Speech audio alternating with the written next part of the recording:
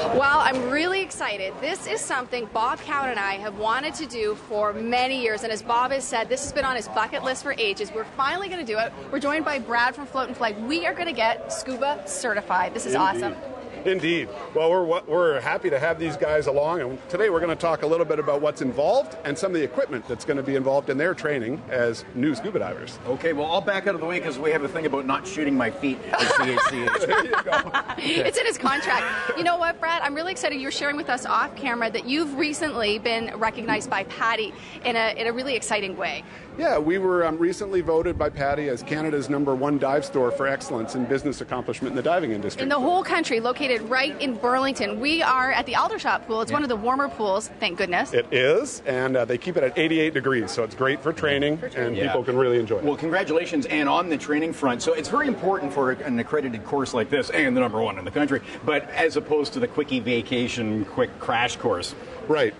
Staying safe while you're scuba diving, that's why it's important to get certified through a proper training agency, so you really understand what all the limits are, right, and what factors you need to be mindful of to keep you safe and enjoy the sport. So as Nicola mentioned, this has been on my bucket list for a long time, but we are starting at 0 here, Scuba 101. Yeah. Cool. Beginners. We're big-time beginners, but you know what? You were explaining to me that this isn't something that's going to take like a month to do. You can do this in a couple of weekends. It's concentrated, and you kind of expose people to it repeatedly so it sinks in. Right. So what we do on one weekend, we do all the classroom work and we do the pool work. So you understand the theory and the practice, the skills that you need to be a good scuba diver. And then on a separate weekend, we take you out and we'll take you guys up to Gulliver's Lake where we do our training. And we'll take you guys on some open water scuba dives so you can go out there and experience what it's like to be a diver. And further down the road or up the road, Tobermory. I'm so excited. This is awesome. In August, we have a great trip going up there. We'll have you guys on a boat and we'll get you introduced to some of the shipwrecks. Oh, the water up there. I mean, well, the clearest outside of the Caribbean. And it's Mecca for divers in Canada. And you've heard, I'm sure, it's very warm up there. No, I've stuck my toes in that water. It's kind of cold. Did I mention don't shoot my toes? You've got all the gear to get you set up for that. This is some of the gear here. Sure. So there's a couple of things.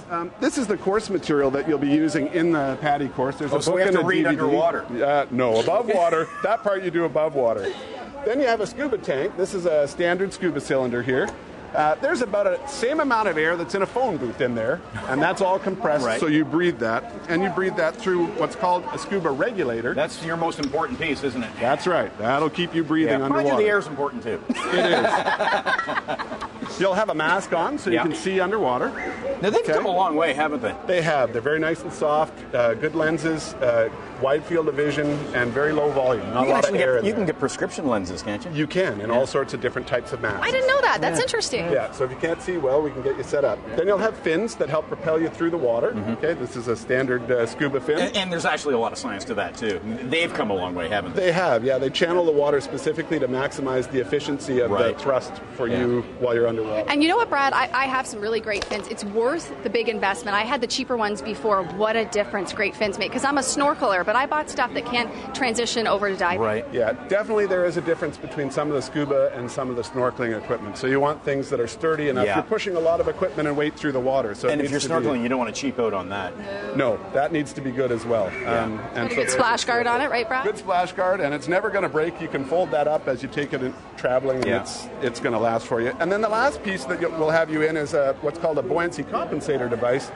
And what this does is you can put air in that from your scuba cylinder, and that's what gives you that sense of weightlessness, that neutral buoyancy that you're going to have in the water that allows you to remain neutral and sort of do that flat trimming. So getting into the sport, I mean, of course, this is available for rental, but let's say I wanted to get geared up and have this, buy my own stuff. What are some of the costs associated with getting into it?